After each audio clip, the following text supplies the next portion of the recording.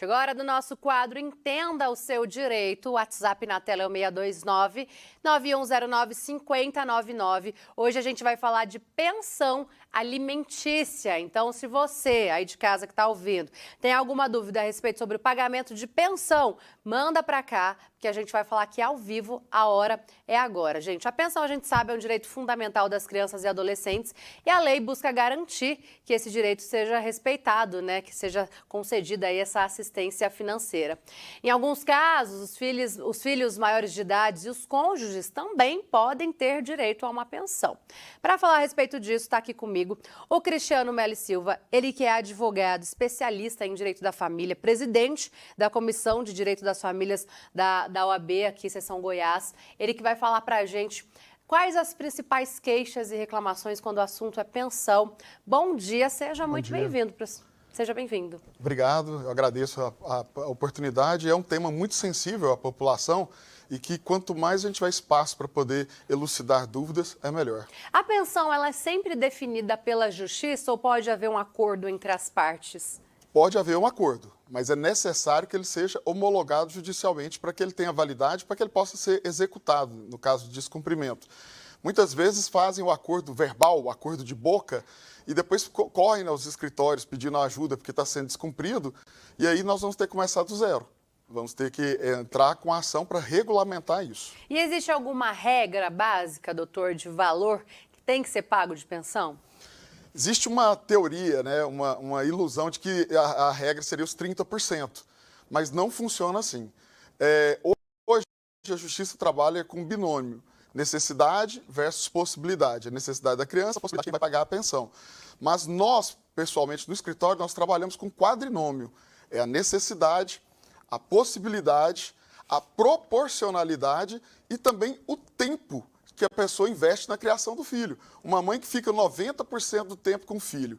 É justo que essa mãe vá pagar 50% dos gastos desse filho? Não é justo. Então, nós estamos tentando introduzir isso aqui na Justiça Goiana, de que seja apreciada, analisada esse tempo que a pessoa investe na criação do filho. Quando a gente fala de pensão alimentícia, em alguns casos, em muitos casos, principalmente aqueles que tomam notoriedade aí com as redes sociais, é a questão de casais que não deram certo, que têm os filhos, né? Depois de um relacionamento ficou fruto desse relacionamento as crianças, e alguma parte fica luxando, é um termo utilizado aí, né? Fica tendo nas redes sociais uma vida que não condiz com o pagamento de pensão, né? Andando de carro de luxo, morando em lugares caros, fazendo viagens caras, utilizando itens de luxo, mas na hora de pagar a pensão, o pagamento da pensão não condiz com aquilo. Hoje em dia, como que é feita essa análise do que é realidade, do que não é nas redes sociais, do que pode ser cobrado ou não? Nós temos a teoria da aparência. Se a pessoa alega que recebe 2 salários mínimos, mas leva uma vida de luxo nas redes sociais, nós podemos utilizar esse material para apresentar para o judiciário mostrando, olha, aparentemente essa pessoa vive um padrão muito superior. E aí, com base nesse estilo de vida que ela vende, o juiz pode sim aumentar o valor dessa pensão, pensando justamente nisso. Se ele tem essa condição financeira, o que ele colocou aqui no processo é mentira, é falso. Então, vamos aplicar uma pensão baseada na aparência. Nós temos as nossas perguntas, o nosso WhatsApp é o 629-9109-5099. Eu estou aqui com um advogado, ele é especialista em Direito da Família, presidente da Comissão de Direito da Família da OAB Goiás, o doutor Cristiano de Lima e Silva Melo, Cristiano Melo? Cristiano Melo. Você tem dúvida para o doutor Cristiano Melo? Manda agora. Faz igual a Fernanda. A Fernanda mandou aqui. Ela tem uma filha de 11 anos e a 9 ela não recebe pensão, o pai não ajuda com nada.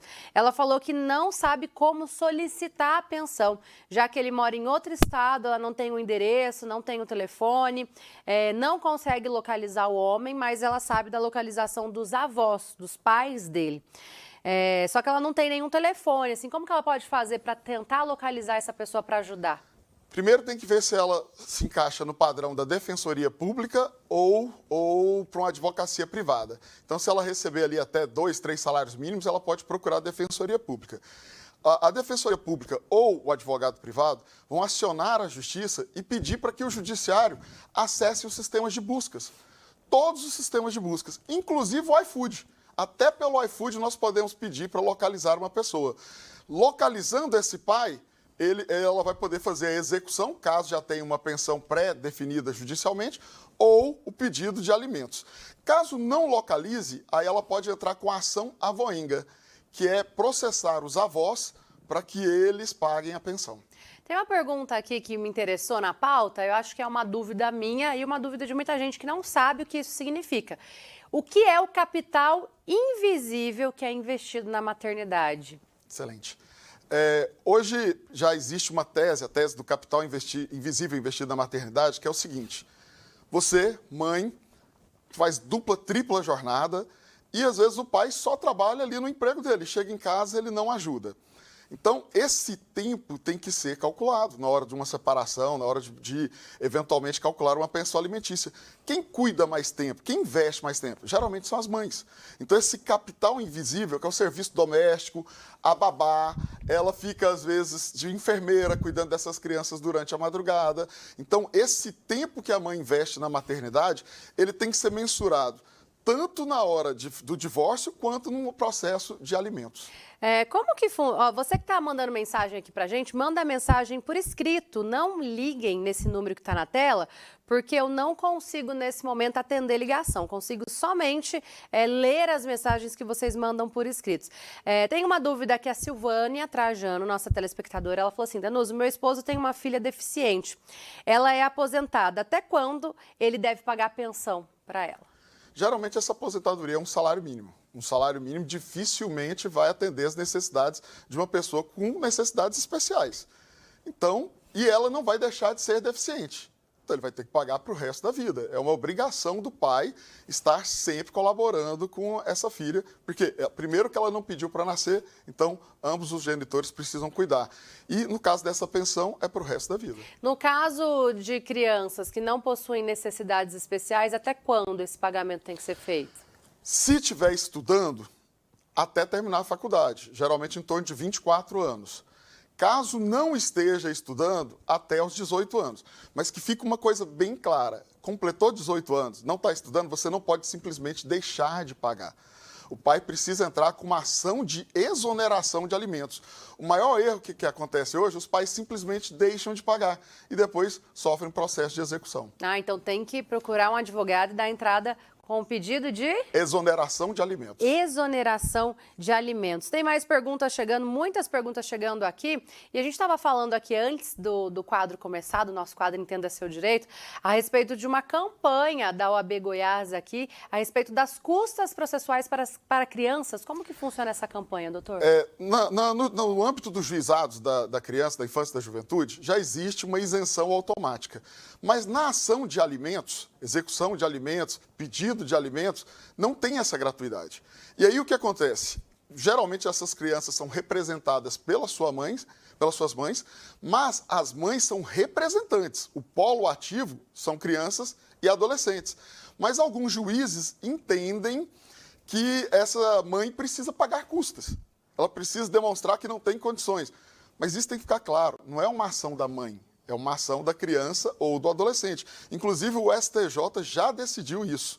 Então, a OAB Goiás uniu forças aí com a sociedade no sentido de que haja uma mudança no regimento de custas do Tribunal de Justiça de Goiás.